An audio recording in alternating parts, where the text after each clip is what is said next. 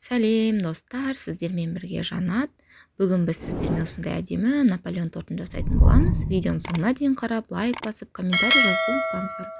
Ол үшін алдымен жұмыртқамызды осылай бөлек ыдысқа салып, араластырып аламыз шанышқымен. Одан соң үстіне суымызды қосып араластырамыз. Барлық жұмыртқамыз бен суымыз толықтай бір-біріне сіңіскенше осылай араластырып аламыз. Одан кейін уксус құямыз. Менде мұнда 70% уксус, 1-2 тамшы ғана осындай шықты. Кішкентай қасықтың 1/3 бөлігін пайдаланасыздар. Егер 9% уксус табылса, ол тіптен жақсы.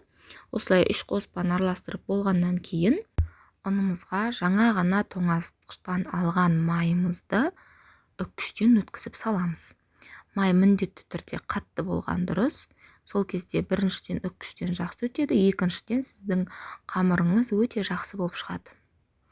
Осылай үккіштен ұнға ұнатып өткізсеңіздер, үккішке де жағылмайды және тез өтетін болады.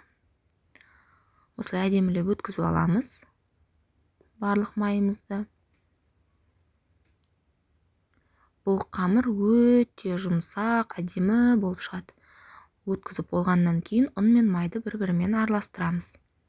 Тез-тез араластыруға тырысыңыздар, қолдың жылуы беріліп кетпесін, ол кезде май еріп кетеді. Осылай крошка дейді ғой, орысша айтқанда, сондай болғанға дейін араластырып аламыз май мен ұнды. Барлық май ұнның барлық бөлігіне кіру керек. Міне осындай болу керек, крошка болу керек әдемі. Одан соң үстіне сулы жұмыртқалы уксусты қоспамызды құйып, оны алдымен қасықпен араластырамыз. Бірден қолмен араластырсаңыз да болады, кімге қалай ыңғайлы солай. Осылай қасықпен араластыру қиындаған кезде қолмен қамыр илеуге кірісеміз. Осылай әдемі болып қамырымыз бір-біріне бірігіп, барлық қоспасы иленеді. Бір текті болып осылай иленгеннен кейін тағы да 2-3 минут қайтарып илеңіздер. Сол кезде өте жақсы шығады тестіңіз. Болғаннан соң оны әр бөлік 10 немесе 11 бөлікке бөліп мұздатқышқа саламыз. Қанша бөлікке бөлетініңіз сізде қанша корж шығатынына байланысты. Әр бөлігіңізді бірдей қылуға тырысыңыз және диаметріңізге тортыңыздың байланысты. Менде 24 сантиметрлік торт шықты. Осылай 11 бөлікке бөлдім. Осылай мұздатқышқа салып қоямыз, полиэтилен пакетке салып, немесе пищевая пленкамен орап. 1 сағат мұздатқышта немесе тоңазытқышта 3-4 сағат тұру керек міндетті түрде қамыр. Осындай болып қатаяды. Одан соң бірден пергамент қағазымызға салып жаямыз. Себебі бұл өте жұқа болғандықтан ауыстырып сала алмайсыздар. Перфорированный қағаз қолданбауға тырысыңыздар. Себебі тесіктеріне кіріп кетіп, кейін қамырыңызды ала алмай қалуыңыз мүмкін. Қамыр өте жұқа болып жайылуы тиіс. Максимум 2 мм болу керек. Сонда сіздің тортыңыз, Наполеон тортыңыз қатпарлы, әдемі болып шығады. Осылай жайып шығамыз үстіне. Ұнды өте көп салып жүрмеңіздер, мөлшермен саласыздар. Жайып болғаннан кейін тортымыз жинайтын қалыппен немесе өзіңіз тарелкамен жинауыңыз мүмкін, тарелканың үстіне қойып кесіп шықсаңыз да болады қамырды. Осылай кесіп аламыз. Табамызға салып 180 градуста 7-8 минут пісіріп аламыз қамырымызды. Міне қазір екіншісінде жайып көрсетемін. Осылай барлық 11 күлшемізді жайып шығамыз.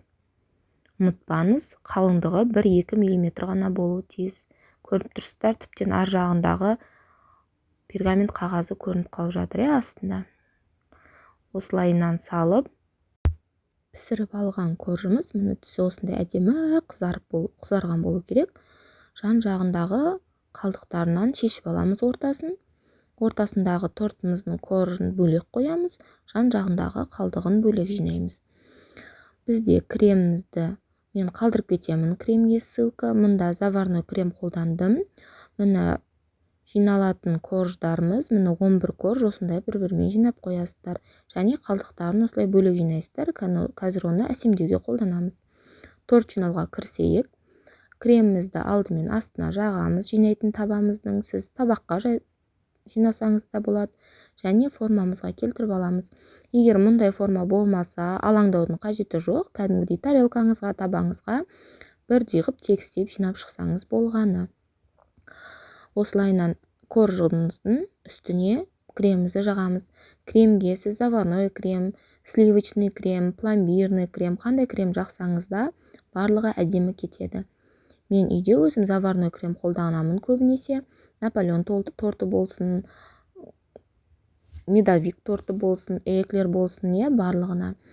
Себебі өте ұнайды маған бұл крем. Міне осылай барлық корждың арасына кремді жағып болғаннан кейін, оны бөлек қойып, әсемдеуге кірісеміз. Ол үшін жаңағы жан-жағындағы қалған қалдықты осылай қолмен үгітіп шығамыз. Керек мөлшерін үгітіп болғаннан кейін, тортымызды шешіп формадан үстіне үгітілген коржымызды салып шығамыз. Бұл торт дайын болғаннан кейін ең кемінде 1 сағатқа қойып қойыңыздар. Корждар барлық кремді өздеріне сіңіріп алады.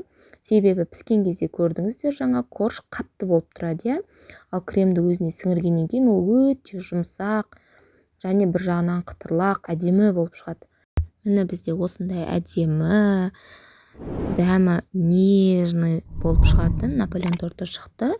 Міне 1 сағаттан кейін алып мен кесіп, ортасын көрсетемін. Менің қызым қолтыранда уже жеуге дайын тұр.